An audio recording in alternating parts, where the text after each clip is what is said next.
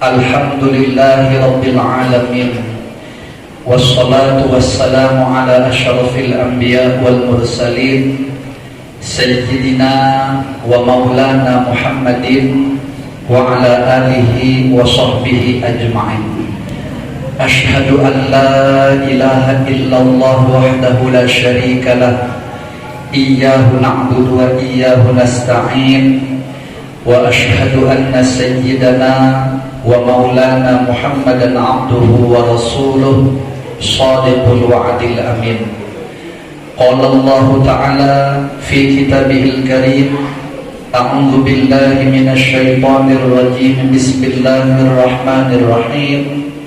Innallaha wa malaikatahu yusholluna 'alan nabi.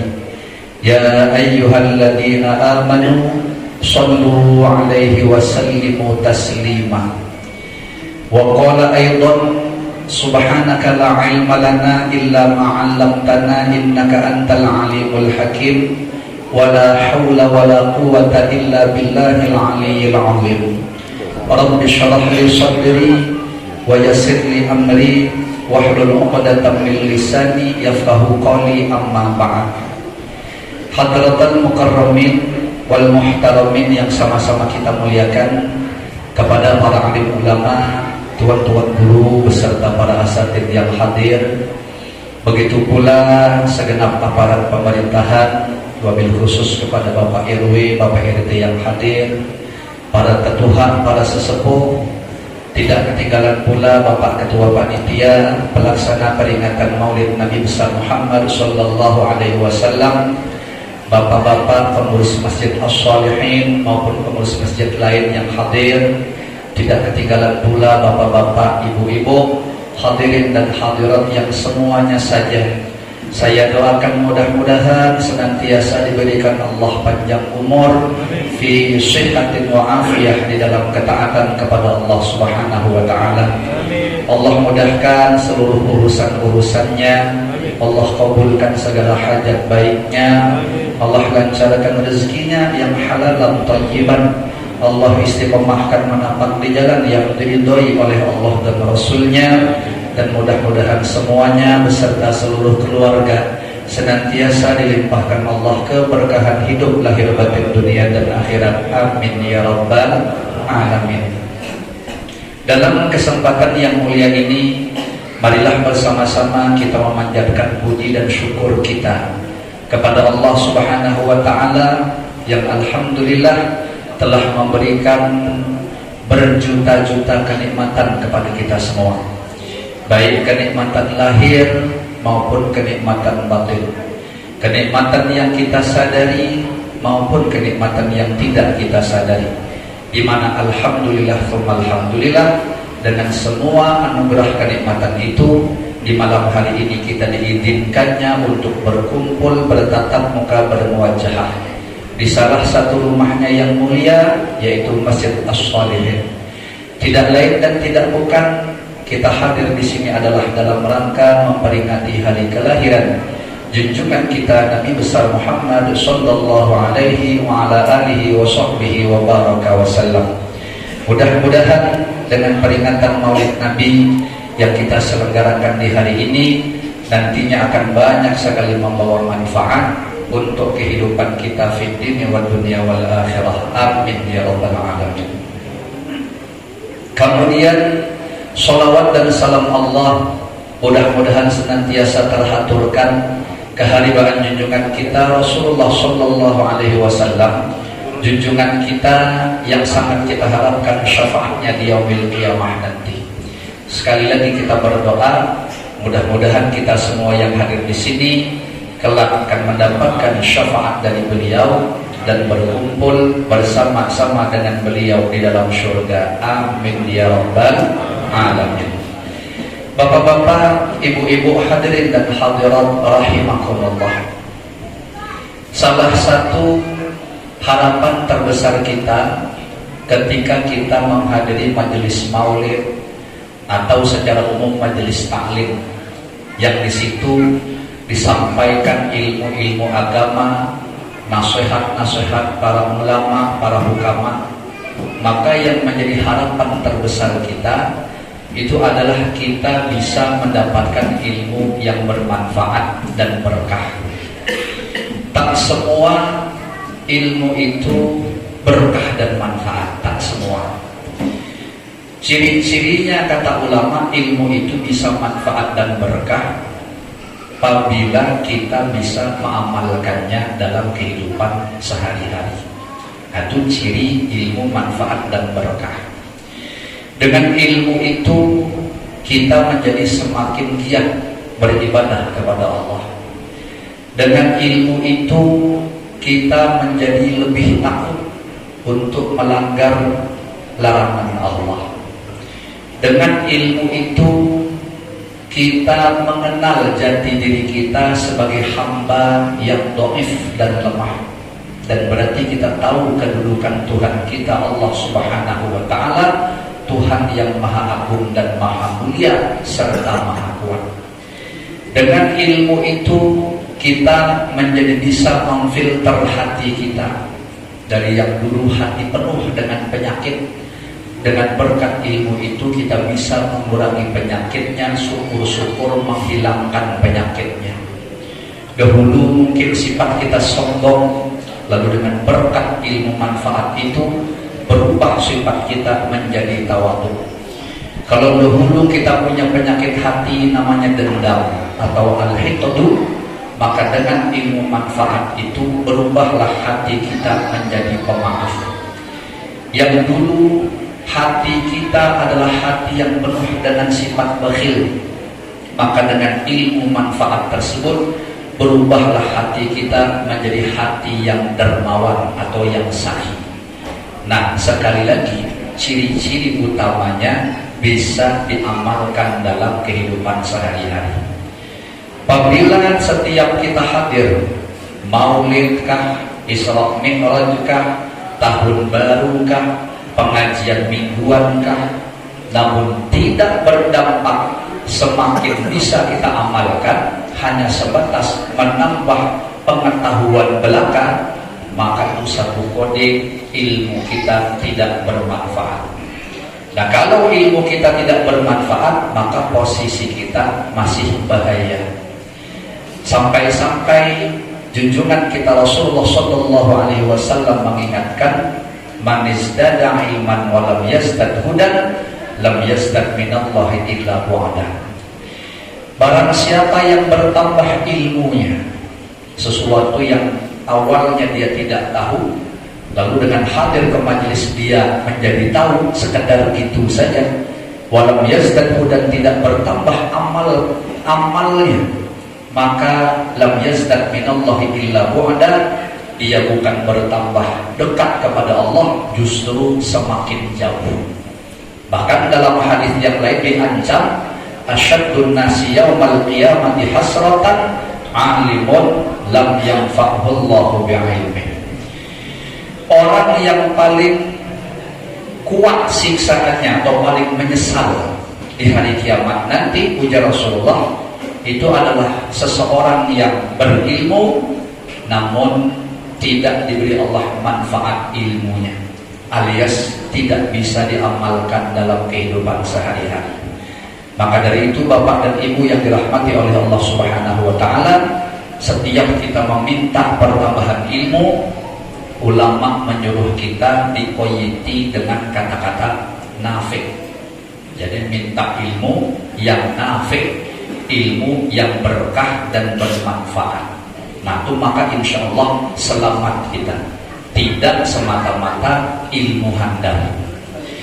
Timbul pertanyaan, bagaimana kiat yang harus kita lakukan supaya ilmu kita ini bisa menjadi berkah atau mendapatkan keberkahan, bisa bermanfaat dalam arti tadi bisa kita amalkan dalam kehidupan sehari-hari. Macam mana kiatnya? Maka ulama kita memberikan tips atau kiat berupa 4 hal yang disebut dengan istilah 4T.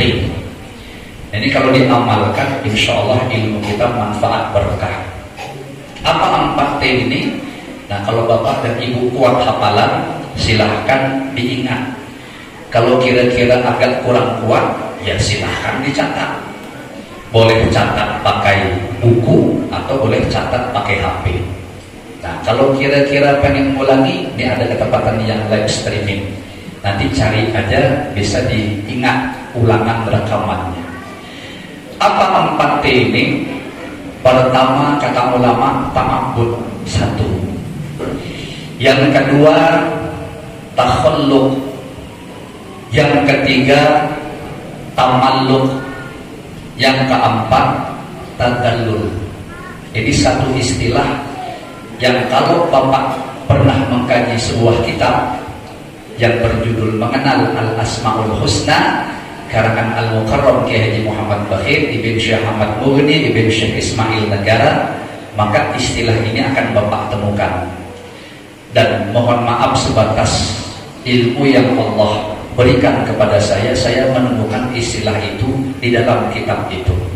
Saya jarang menemukan istilah ini di kitab-kitab yang lain. Makanya tidak sembarang orang bisa paham istilah ini. Bagi bapak dan ibu yang rajin pun pergi ke majelis taklim atau sekelas ustadz atau kiai sekalipun belum tentu paham istilah yang disebutkan barusan. Apa tadi? Pertama, ta'abbud. Yang kedua, takhalluk. Yang ketiga, tamalluk. Yang keempat, tadallul. Nah, ini kalau belum dijelaskan, mungkin bapak dan ibu bingung apa maksudnya itu. Nah, bolehlah saya artikan secara ringkas. Kalau ilmu kita pengen berkah dan manfaat, ujar ulama, yang harus kita lakukan pertama ta'abbud. Ta'abbud itu terjemah ringkasnya rajin beribadah. Nah, itu ta'abbud. Ya karena memang tidak mungkin kita bisa menjadikan ilmu itu berkah manfaat kalau ibadah kita pengulir. Dan silahkan Bapak cari ulama-ulama yang jelas sampai sekarang berkah ilmunya, manfaat ilmunya, selalu dipelajari karyanya, selalu disebut-sebut nasihat petuahnya. Ambil salah satu contoh seperti Sayyidi Syekh Abdul Qadir Al-Jilani, seorang wali masyhur, wali agung, bahkan pangkatnya adalah Sultanul Auliya, yang haulnya di kota kita Kuala Tungkal ini bisa dikatakan terbesar bahkan seprovinsi Jambi.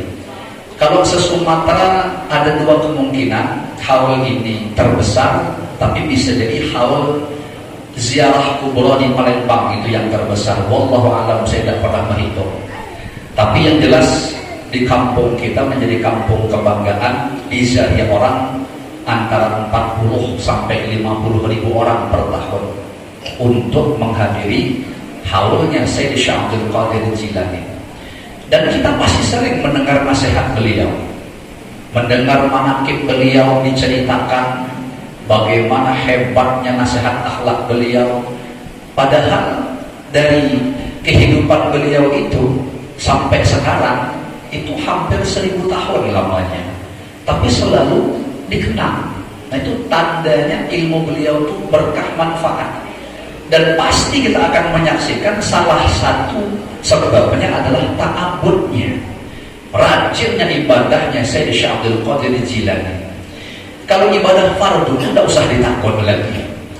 Yang sunnah saja yang kita hampir sering kali mendengar daripada pembacaan manaqib yang disampaikan oleh guru kita, bagaimana hebatnya ta'abbud Sayyidi Syekh Abdul Qadir Al-Jilani, yaitu beliau bisa melakukan sholat subuh dengan wudhu sembahyang isya, dan itu dilakukan selama 40 tahun. Saya coba bayangkan, bisa 40 tahun sembahyang subuh pakai wudhu sembahyang isya. Ini secara tidak langsung menginformasikan kepada kita bahwa beliau itu selama 40 tahun kada suah kuring. Kenapa? Karena jelas secara fikih, kita belajar ilmu fikih, ilmu tentang perkara yang membatalkan wudu, itu salah satunya adalah hilang akal. Hilang akal ya kuring tadi itu naum. Jadi kalau seandainya beliau kuring, itu pasti wudunya batal. Dan bagaimana mungkin bisa beliau melakukan sholat subuh dengan wudhu sebanyak isya selama 40 tahun istiqomah. Nah itu tandanya luar biasanya ibadah sunnahnya, lebih-lebih dalam urusan penjagaan ibadah fardunya. Nah itu ta'abbud namanya. Atau bahkan bapak dan ibu carilah lagi wali-wali lain, carilah ulama lain, cari tuan guru lain yang sampai sekarang masih kita rasakan keberkahan manfaat ilmunya. Hampir dipastikan beliau itu hebat ta'abbudnya, rajin ibadah, terutama dalam hal-hal yang sunnah. Nah kalau kita mungkin payah mengumpati itu. Para ulama, bapak ibu yang dirahmati Allah, sebenarnya yang diprioritaskan itu bukan masalah banyaknya, bukan masalah lamanya. Yang beliau prioritaskan dalam setiap ibadah itu adalah kualitasnya. Nah makanya bagaimana pula pertanyaan timbul supaya ibadah kita ini bisa berkualitas, bisa baik dalam penilaian Allah Subhanahu wa ta'ala.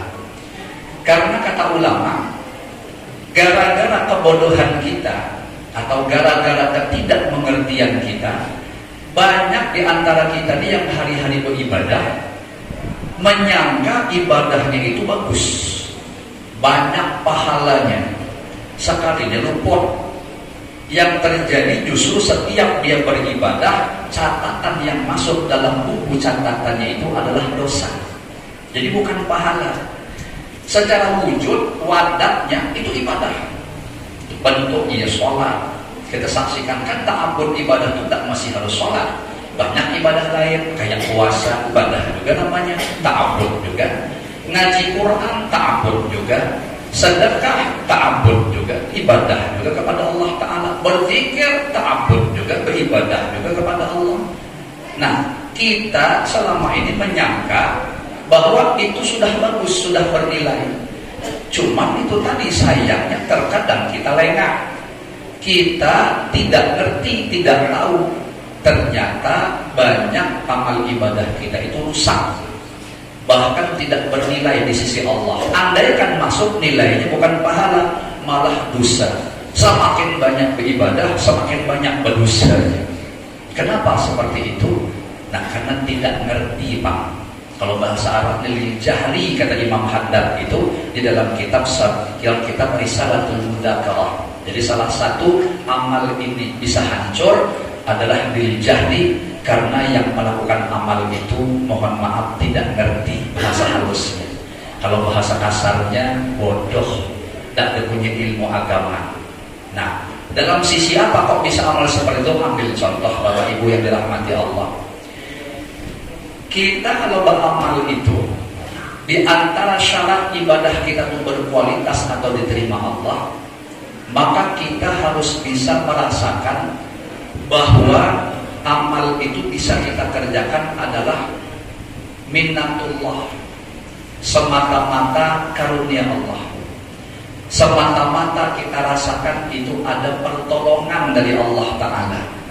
Supaya apa? Ini harus dirasakan setiap kita melakukan ibadah, supaya hilang satu penyakit dari ibadah itu yang disebut dengan ujub. Jadi kalau kita mengerjakan ibadah apa lalu timbul rasa bangga dalam hati kita karena kita bisa melakukan ibadah itu, maka ibadah itu terkena penyakit namanya ujub. Karena merasa kita Bang yang mengerjakannya. Ilmunya ilmu kita, bisanya bisa kita, hebatnya hebat kita. Kan banyak tuh orang seperti itu yang beramal merasa dia yang mampu mengerjakannya. Berarti kata ulama, amalnya sudah terserang penyakit ujub.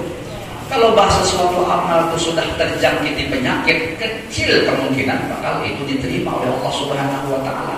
Soalnya penyakit sudah rusak berdulu. Nah maka bagaimana mungkin itu amal akan diterima oleh Allah Subhanahu wa ta'ala? Nah untuk mengantisipasinya itu, kita harus sekali lagi rasakan dalam hati, amal apapun yang kita kerjakan, rasakan bahwa itu bisa kita kerjakan semata-mata karunia Allah. Rasakan bahwa itu bisa kita kerjakan adalah karena pertolongan Allah. daya kekuatan dari Allah. Kita sama sekali tidak bisa bergerak, tidak bisa melakukan amal itu. Kalau ibarat nisbatnya sembahyang, kita tidak punya kekuatan. Yang ngasih fasilitasnya Allah Subhanahu wa Ta'ala. Aku bisa sholat dengan baik, bacaan baik, tahu ini rukun, tahu ini syarat, semua itu kan ilmu tuh. Siapa yang punya ilmu? Allah Subhanahu wa Ta'ala. Dengan kemurahan Allah, Allah berikan kepada kita. Sehingga di saat kita melakukan sholat, kita sadar ini murni bantuan Allah Subhanahu wa Ta'ala. Jaganya Allah Ta'ala tidak memberi pertolongan dengan segala macam itu tadi, niscaya aku pasti tidak bakal bisa mendirikan sholat. Sehingga pas kita bisa mendirikan sholat, kita bilang Alhamdulillah, ini karunia Allah Ta'ala. Yang karunia ini tidak semua hamba Allah berikan. Dan memang kita bisa saksikan di mana-mana tempat berapa banyak orang Islam tapi tidak bisa mendirikan sholat.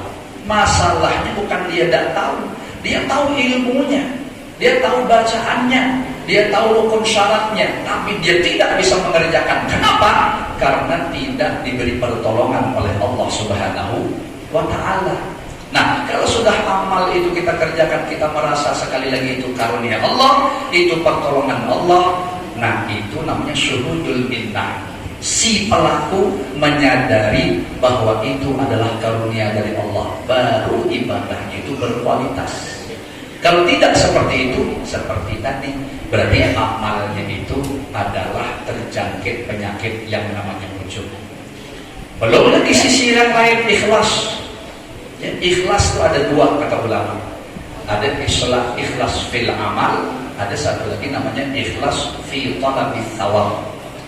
Ya, ikhlas fil amal, yang kedua ikhlas fi talabis thawab. Ikhlas fil amal itu kalau bahasa mudahnya, setiap kita mengerjakan amal apapun, maka niatannya itu semata-mata menjunjung perintah Allah. Itu namanya ikhlas fil amal. Ngapa kau sholat? Menjunjung perintah Allah. Ngapa kau puasa? Menjunjung perintah Allah. Ngapa kau pergi acara maulid nih? Menjunjung perintah Allah. Wah, dia Allah memerintahkan kita pergi acara maulid. Secara khusus memang tidak ada, tapi lihat muatannya. Apa muatannya kita pergi acara maulid nih? Kita menjalin tali silaturahim. Bukankah silaturahim itu perintah Allah?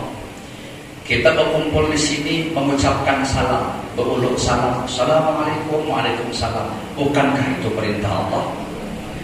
Kita di sini bersalam-salaman, musafahah, bukankah itu perintah Allah? Anu satu perintah Rasul tuh, Rasulullah itu tidak akan bergerak kecuali ada perintah Allah.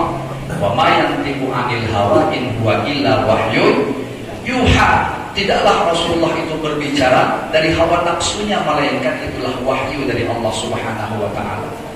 Kita di sini tadi dengarkan pembacaan ayat suci Al-Qur'an. Bukankah itu perintah Allah?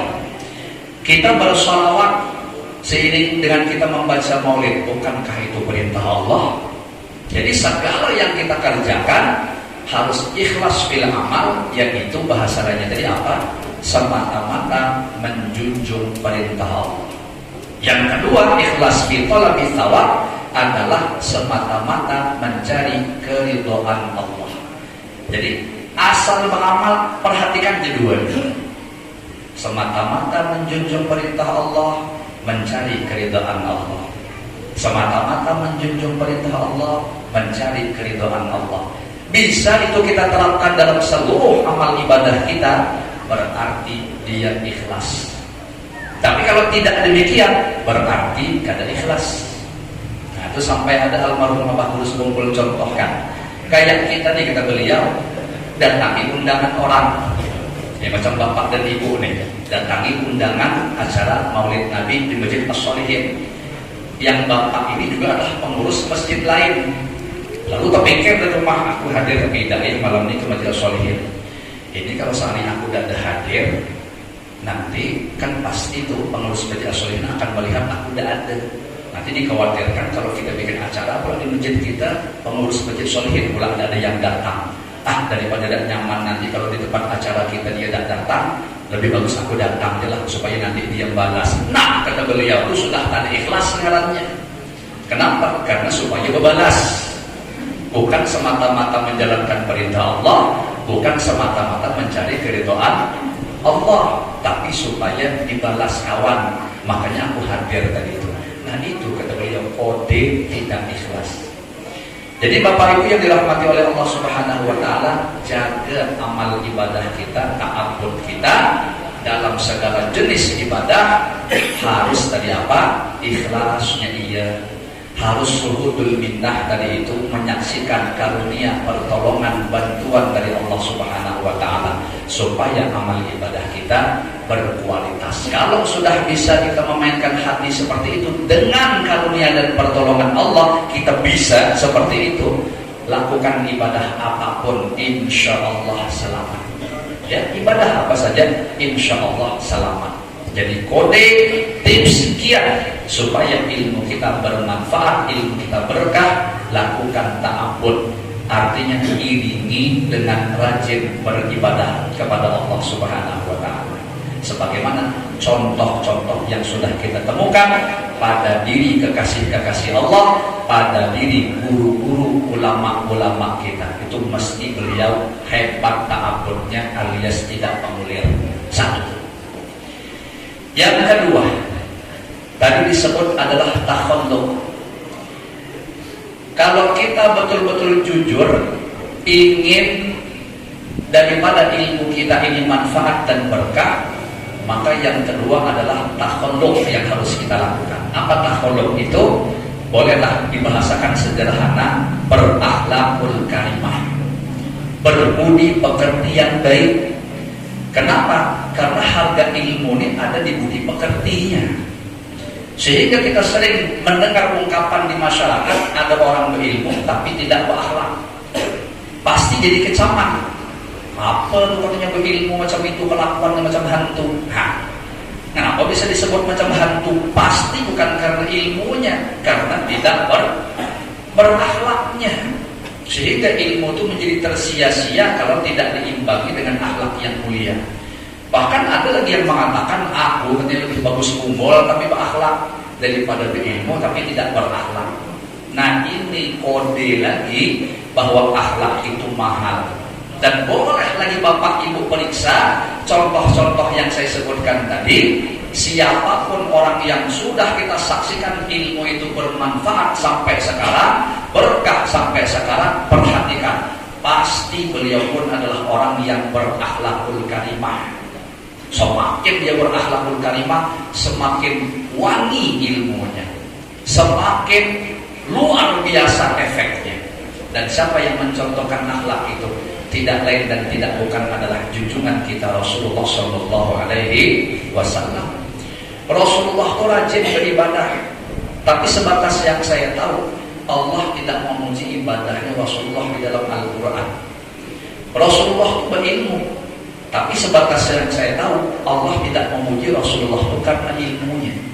Tapi kalau kita katakan Rasulullah berakhlak, betul. Apakah Allah memuji Rasulullah akhlaknya? Betul sekali. Makanya firman Allah menyatakan, wa innaka la'ala khuluqin azim. Sesungguhnya engkau Muhammad, kata Allah, benar-benar berada di atas budi pekerti yang agung. Jadi yang Allah puji Rasulullah itu adalah akhlaknya. Makanya setiap orang berilmu ditopang dengan akhlak yang mulia, semakin harum keilmuannya. Nah, jadi kalau ilmu manfaat berkah harus diiringi dengan akhlak. Bahkan seluruh nabi-nabi itu mengambil sumber akhlaknya daripada junjungan kita Rasulullah Shallallahu Alaihi Wasallam. Itu sampai Imam Al-Busiri bersenandung di dalam syair mudahnya. Apa kata beliau?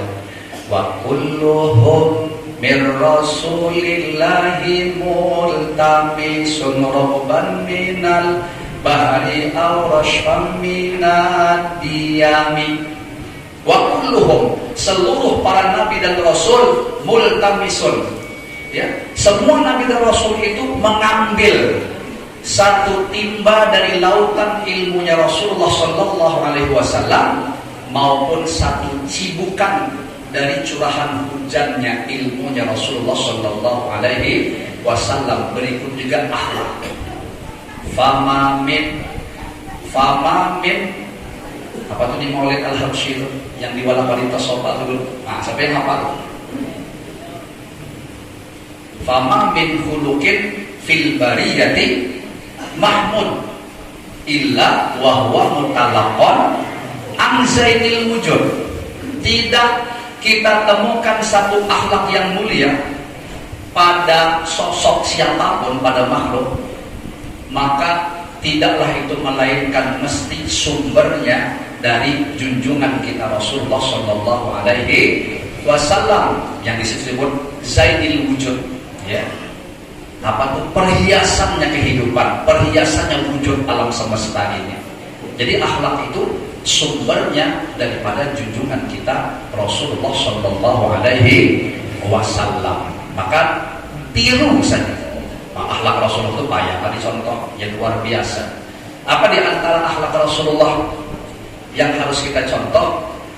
Itu kalau bahasa Al-Habib Ali di dalam Maulid Al-Habsyi itu, wa awsa'ahum bil mu'minina hilman wa rifqa.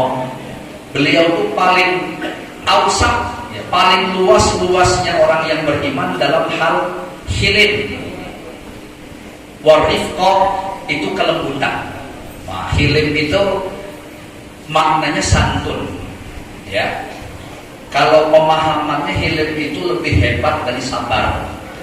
Saya ambil contoh nih, misal kita dimaki orang, kita disakiti orang, lalu kita diam, tidak balas. Nah, itu namanya sabar. Tapi kalau hilim nih, kalau disakiti orang, dimaki orang, dicaci orang, justru dia berbuat baik kepada orang. Waktu hilim itu Pak, ya. Orang memaki dia, menyumpahi dia, dia malah doakan kebaikan. Mudahan katanya dosanya itu diampuni Allah. Awak didoakannya celaka, mudahan kau selamat. Nah, itu hilim itu macam itu. Kalau dilempar, orang melempar awak pakai batu, kita balas melempar pakai cekodok, nah itu hilim katanya. Ya. Kalau kawan melempar pakai batu, kita balas juga pakai batu, sama hantu berarti kesimpulannya. Nah, itu pendendam. Nah, Rasulullah itu hilimnya Masya Allah. Ya, lihat kan, kita sering mendengar guru kita berkisah, hilimnya Rasul itu contohnya di saat beliau setiap berangkat ke masjid, diludahi orang. Tapi ada tak beliau marah? Dan asal diludahi, ya beliau senyum, tetap berangkat. Sehingga pada satu ketika, tidak ada lagi yang meludahi ini. Nah, kata Rasulullah, mana yang bisa tukang meludahi aku deh? Ditanya-tanya kabar, orangnya garing. Nah, hilimnya Rasulullah langsung keluar. Apa yang terjadi? Langsung beliau jenguk, beliau kunjungi. Itu sampai orang kafir itu terharu. Kenapa? Sekali Rasulullah datang, ya Allah, kalau bahasa kita tuh, ya Allah Muhammad, engkau datang, padahal hari-hari ku sakiti kuludahi, aku garing di tubuhan, tak dia datang, tetangga yang datang, engkau malah yang dahulu datang. Sehingga menyebabkan hatinya tertarik dengan akhlak takhalluknya Rasulullah SAW sampai dia mengucapkan 2 kalimat syahadat. Satu hilim itu macam itu. Itu bangsa saya jadi Rasul dan lagi lah. Mana biasa itu kan ludahi saya. Anu garing Ustaz, oh ya di mana rumahnya di sana? Sampai di sana berkunjung, mampus kau. Mungkin kita gitu kan. Ya. Nah, tapi Rasulullah tidak mau macam itu, saking hilimnya itu. Makanya orang-orang Tuhan kita dahulu itu kepengen punya anak yang bersifat hilim nih. Sehingga kalau dia punya anak laki-laki, orang Tuhan bahari itu dikasih namanya anaknya Abdul Halim. Nah, karena Halim itu hilim itu tadi. Nama Allah itu takhallaq bi akhlaqillah, kata Rasulullah, berakhlaklah sebagaimana akhlaknya Allah Ta'ala. Makanya tadi anaknya dikasih Abdul Halim. Kalau begini biasanya namanya Halimah. Supaya apa tadi? Supaya orangnya tidak penyarikan. Kalau ada orang laki-laki namanya Abdul Halim, orangnya penyarikan. Aduh, suruh ganti namanya jadi Halimah. Ya, atau dibalik. Nah, bini namanya Halimah, orangnya penyarikan. Suruh ganti jadi Abdul Halim. Ya, tidak pantas nyandang nama tersebut. Nah, jadi watak Halim hilim itu mesti orangnya itu tidak penyarikan, pemaaf, bahkan selalu berbuat baik kepada siapapun yang menyakiti hatinya. Waktu halim tuh yang macam itu tuh.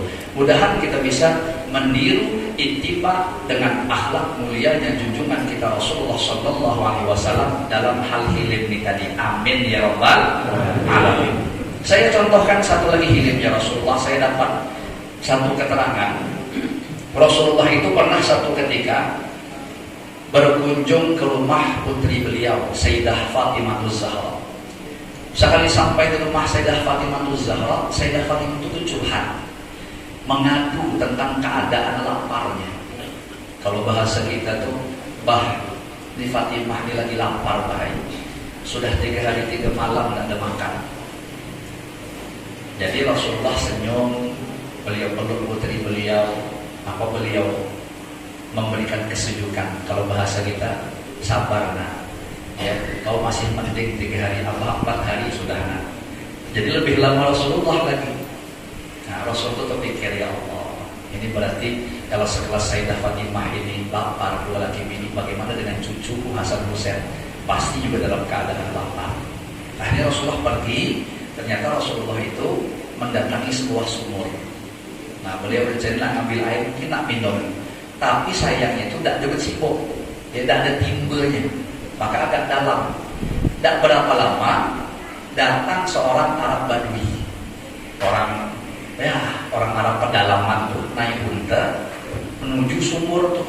Nah, feeling Rasul ini kayaknya nak ngambil air juga. Ketepatan dilihat di unta itu ada timba yang bertali tadi. Nah, berarti nak ngambil air nih kata Rasulullah. Pas Arab Badui itu dekat, langsung ditawarkan Rasulullah. Kedapatan Arab Badui ini tidak kenal sama Rasulullah, tidak tahu kalau itu adalah Rasulullah SAW. Akhirnya kalau bahasa kita tuh, Rasulullah bilang penawar, mau tidak saya ambil upahan, Pak? Ya, boleh. Maksudnya macam mana tuh katanya?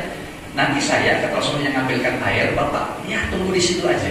Ya, nanti saya yang ngambilkan airnya. Tapi saya diupah, Pak. Ya tidak apa-apa. Akhirnya apa yang terjadi? Beliau ambil sekali, 2 kali. Namanya orang dalam kondisi kelaparan, ya, 8 hari 4 malam tidak makan soalnya. Lemah Rasulullah, sehingga entah macam mana timba tadi itu kelepasan, Pak.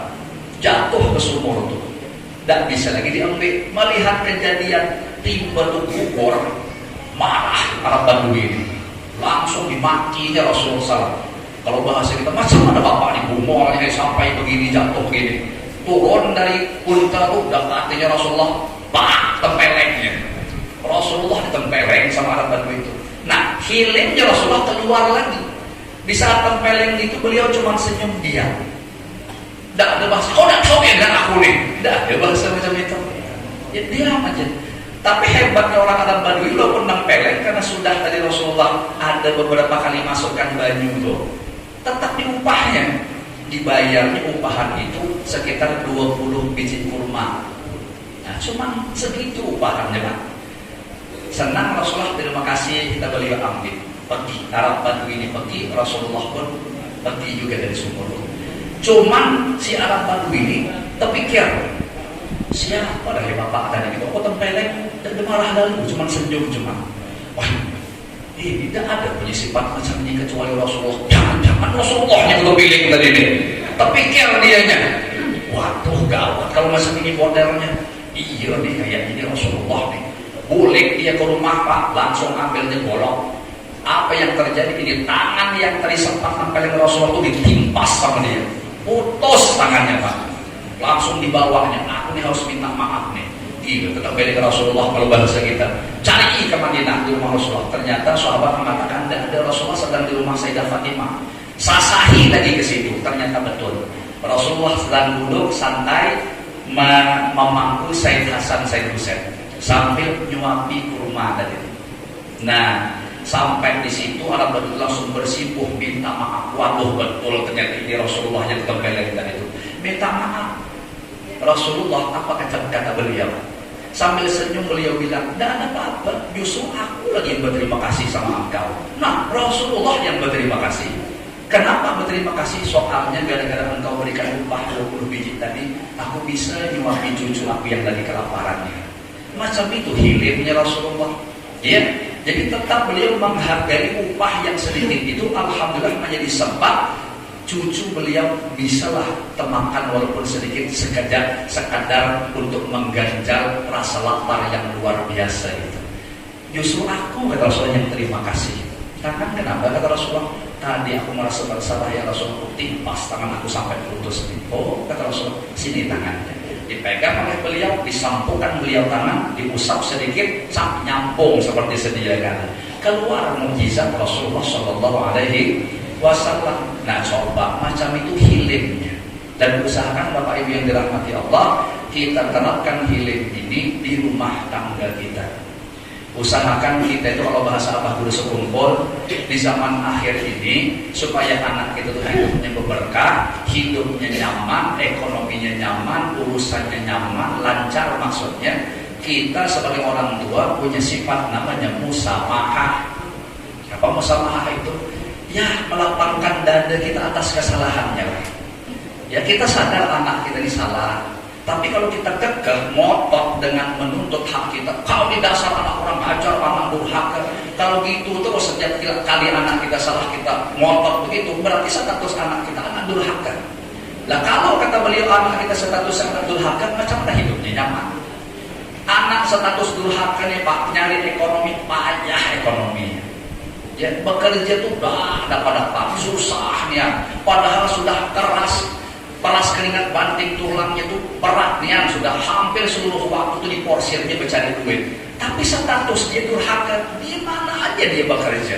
Kerja apapun yang digelutinya, pasti payah dia mendapatkan itu. Kenapa? Karena statusnya durhaka itu. Iya. Nah, kita mau ya punya anak macam itu.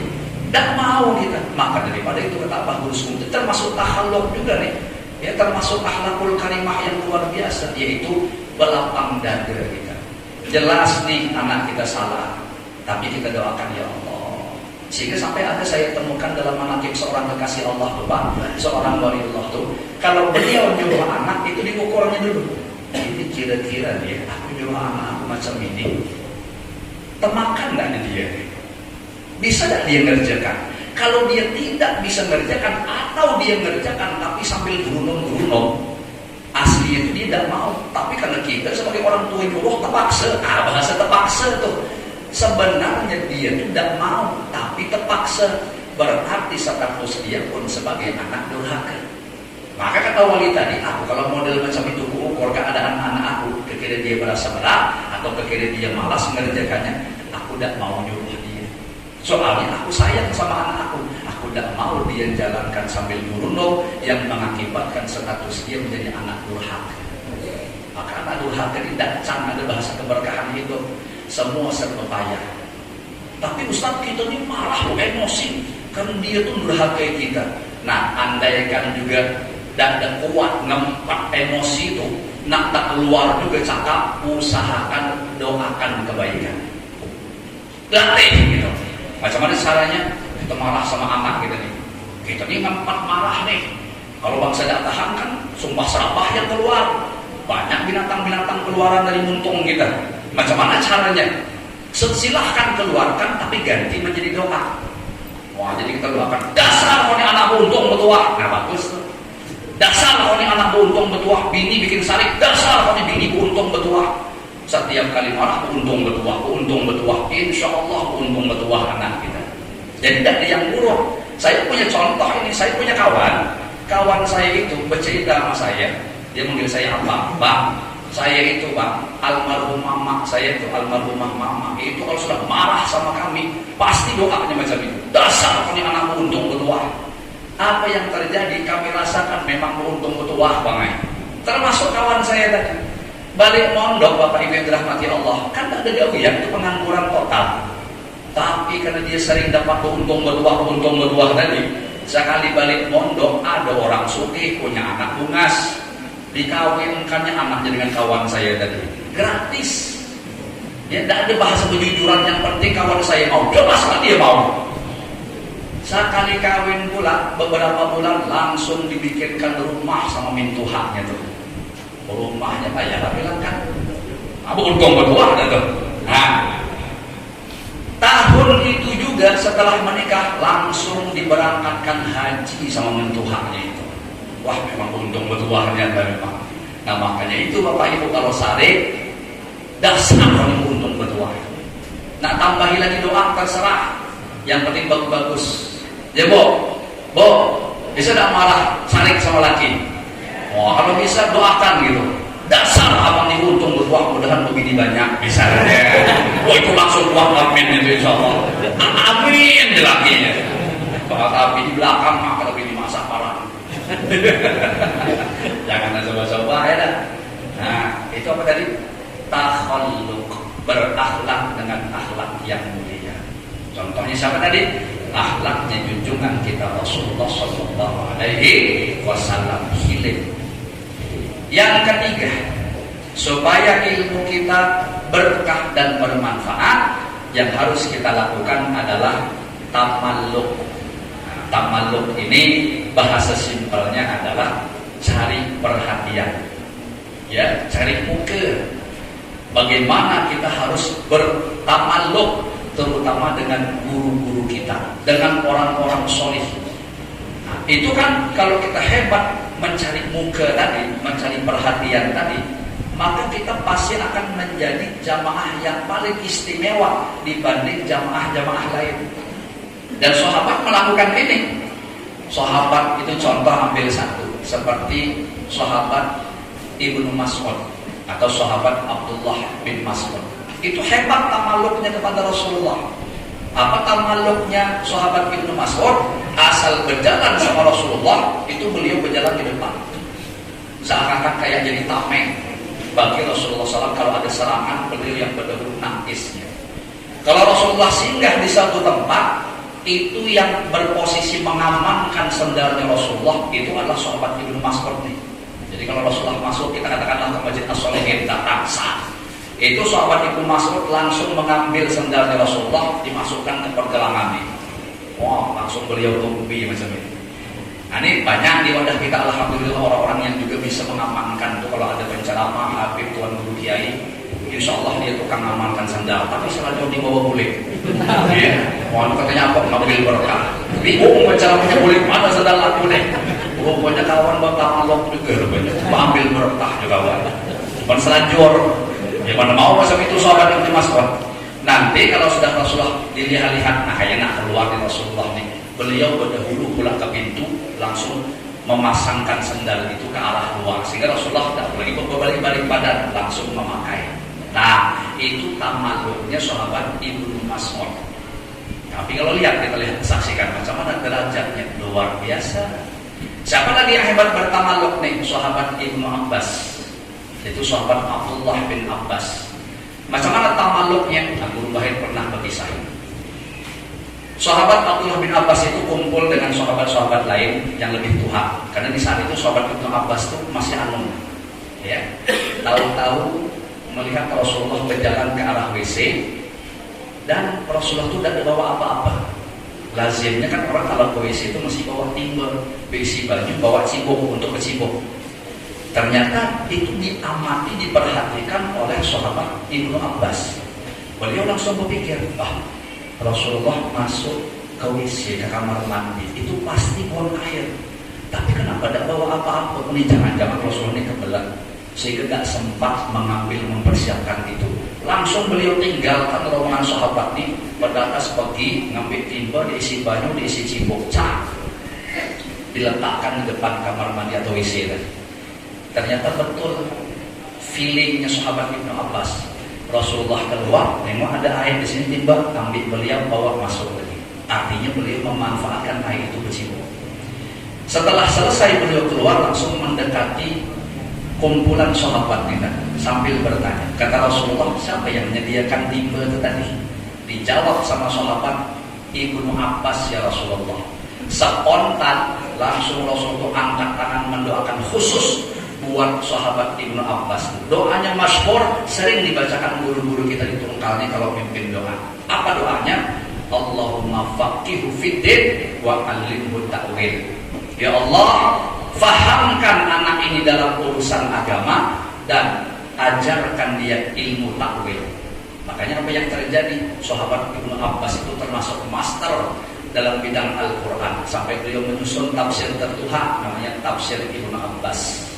Berkat apa? Tidak semua sahabat dapat doa macam itu. Yang dapat beliau. Kenapa? Karena hebat cari perhatian, hebat cari muka dengan Rasulullah Shallallahu Alaihi Wasallam. Nah, itu disebut tamalluk. Di Tungkal ini sebahagian masyarakat ada yang mengamalkan Ratibul Aqtas, ya, susunan Al-Habib Umar bin Abdurrahman Al-Aqtas, guru daripada Al-Habib Abdullah bin Alawi Al-Haddad. Al-Habib Alawi Al-Haddad juga nyusun rotib namanya Ratibul Haddad. Kalau di Tunggal yang paling masyhur orang mengamalkan Ratibul Haddad. Yang bagus itu sebenarnya sebelum Ratibul Haddad baca dulu Ratibul Aqtas, karena itu gurunya. Nah, ada satu kisah tamalluk yang dilakukan oleh salah seorang murid kebanggaan Al-Habib Umar bin Abdurrahman Al-Aqtas. Siapa dia? Yaitu Syekh Ali Baras. Jadi siapa saja bertawasul, baca Fatihah, mengirimkan hadiah Fatihah buat Al-Habib Umar Al-Aqtas, tapi tidak menyertakan nama murid beliau yang bernama Syekh Ali Baras, niscaya Fatihahnya tertolak. Banyaknya murid lain kenapa tidak ada macam itu? Karena hebatnya Syekh Ali Baras ini bertamalluk kepada gurunya Al-Habib Umar bin Abdurrahman Al-Aqtas. Macam mana ceritanya? Jadi di saat Al-Habib Umar ini lagi berkumpul sama murid, Syekh Ali Baras itu ada di samping dijiti batisnya Al-Habib Umar Al-Aqtas tadi. Tahu-tahu Habib Umar bilang, "Yo, sebentar lagi nih majelis kita ini akan didatangi Nabi Khadir." Tuah, kata beliau, datang sudah orangnya. Sekali tahu informasi yang datang Nabi Khadir, orang murid menyusul ke sana. Ya, semuanya pengen ya seakan-akan mendalami, ngambil berkah. Nabi Khadir yang datang dan tanggung-tanggung. Al-Habib Umar santai aja duduk. Syekh Ali Baras pun santai, memijiti kaki gurunya. Jadi kata Habib Umar, "Ali, kenapa kau tidak kayak yang lain-lainnya sahih Nabi Khadir?" Apa jawaban Syekh Ali Baras? "Ngapa ya aku capek-capek gurunya sahih Nabi Khadir, sedangkan beliau aja datang dan menemui dia. Iya, daripada aku uyuh mengejar Nabi Khadir, mendingan aku sibuk ngurusi bijiti pian aja. Nanti kan bakal Nabi Khadir dia kesini, oke? Ngapa ya aku ngurusi Nabi Khadir? Pian itu guruku. Nabi Khadir didatangi pian, aku lebih bagus konsen kepada pian." Nah, itu langsung keluar bahasa Al-Habib Umar tadi. "Ali," kata beliau, "siapa saja kirim Fatihah kepadaku, kok tidak menyertakan nama kau, kutolak Fatihahnya."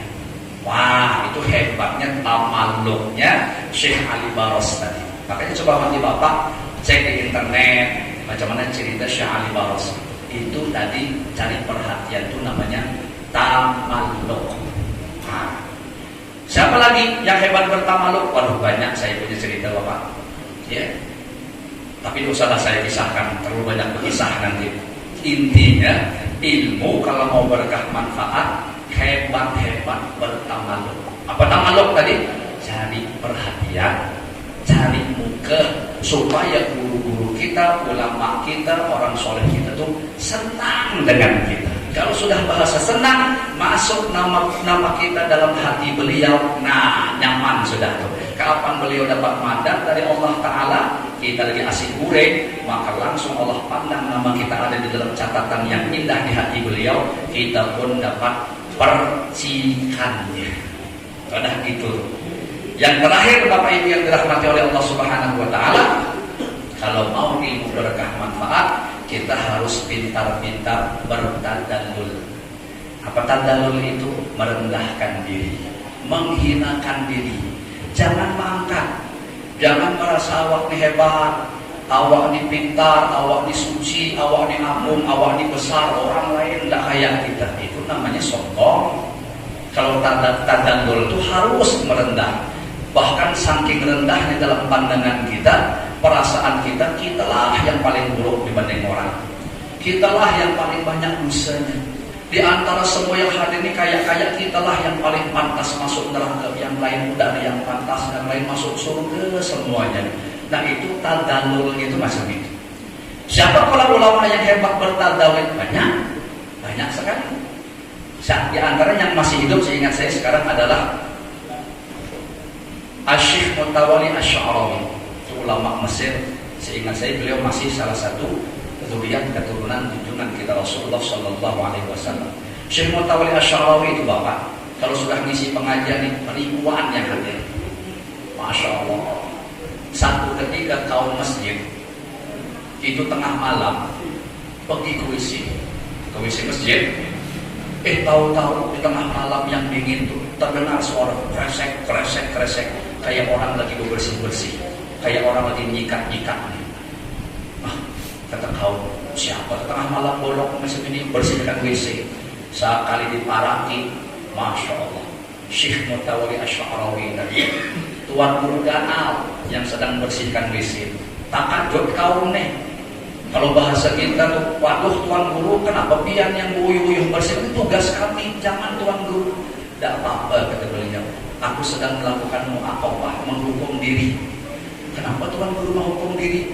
Soalnya tadi, kata beliau waktu pengajian, aku saksikan yang hadirin luar biasa, ramainya, khusyuk semuanya. Lalu entah macam mana, timbul penyakit dalam hati aku, kata beliau. Timbul penyakit ujub. Aku merasa, wah hebatnya aku nih, pengajiannya sampai macam ini yang hadir.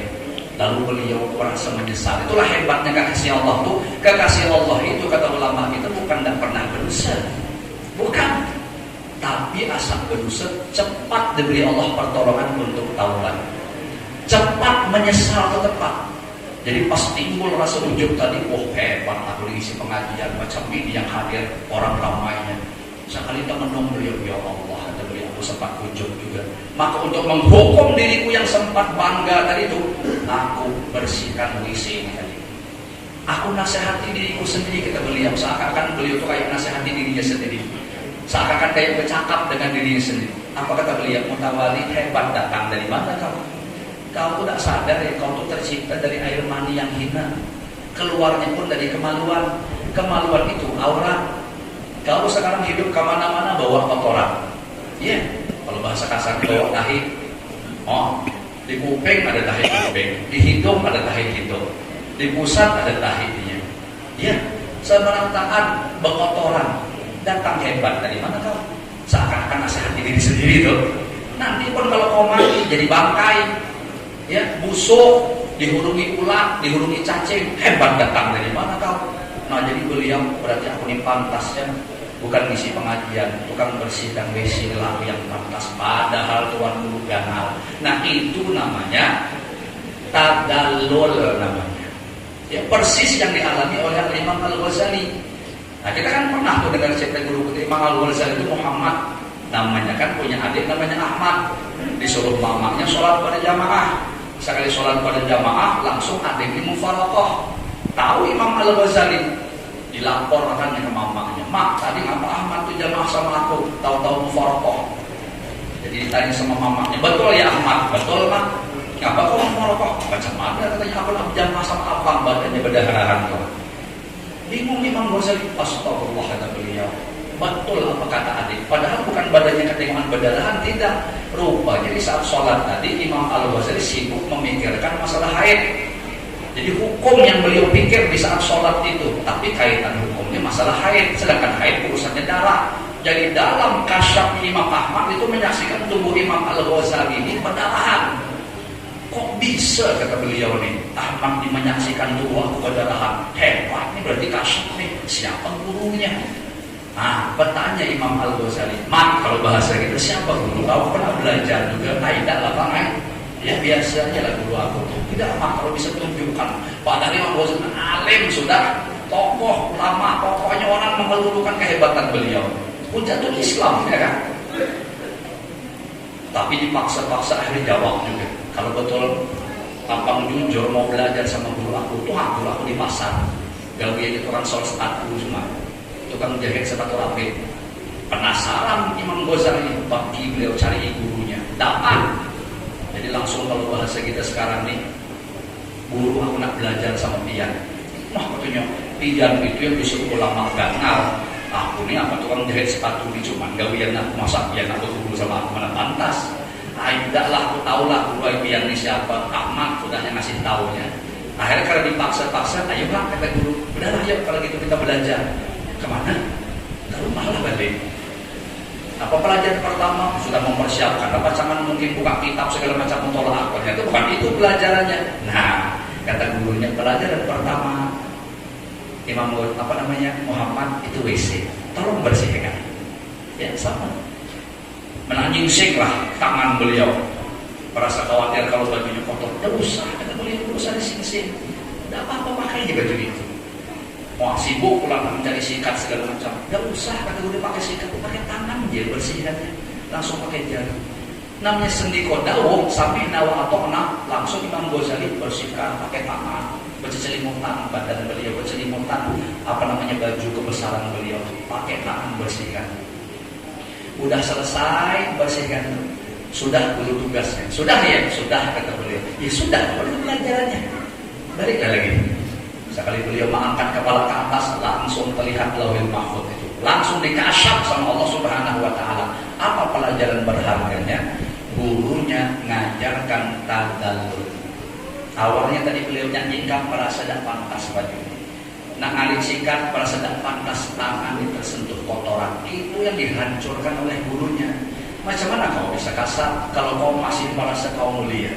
Kau masih memiliki harga, masih memiliki kehormatan, kemuliaan dibanding orang lain. Kalau macam itu hati kau, kata gurunya, kau tak bakal bisa mendapatkan kasyaf macam itu. Kau harus hancur hatinya, harus merasa paling hina dibanding orang lain. Kau harus merasa pantas memegang kotoran-kotoran itu. Disitulah namanya tadallul. Beliau lakukan, beliau amalkan, beliau hinakan dirinya. Akhirnya dalam hati Imam Al-Ghazali merasa, aku itu penyihina, tidak ada apa-apanya aku, orang justru lebih baik. Sempurna tadallul itu beliau rasakan, makanya keluar dari WC tadi langsung bisa kasyaf. Nah, jadi seakan-akan pesan bagi kita-kita yang sudah kadung dapat titel ustaz, tuan guru, kiai, atau kita dapat titel tokoh apa terserah lah pokoknya. Selama kita terkunci di ketokohan kita itu, karena kita sering dimuliakan orang, kita sering dibangga-banggakan orang, kita sering dipuja-puji orang, dan bakal kita bisa mendapatkan ilmu yang berkah manfaat. Kita terkunci di situ. Maka hancurkan itu dengan lakukan tadallul tadi. Rendahkan diri kita serendah-rendahnya, sampai saking rendahnya kita merasa kitalah yang paling kotor, kitalah yang paling pendosa, kitalah yang paling pantas masuk neraka. Orang sebenarnya lebih pantas masuk surganya. Itu namanya tadallul. Bapak Ibu yang dirahmati oleh Allah Subhanahu wa taala, rasanya pas sudah yang saya sampaikan. Ya sekadar mengkilas balik agar supaya ilmu kita berkah manfaat. Lakukan ta'abbud, yang kedua lakukan takhalluk, yang ketiga lakukan tamalluk, yang keempat lakukan tadallul. Bisa tidak kita melakukannya? Bisa dengan karunia dan pertolongan Allah.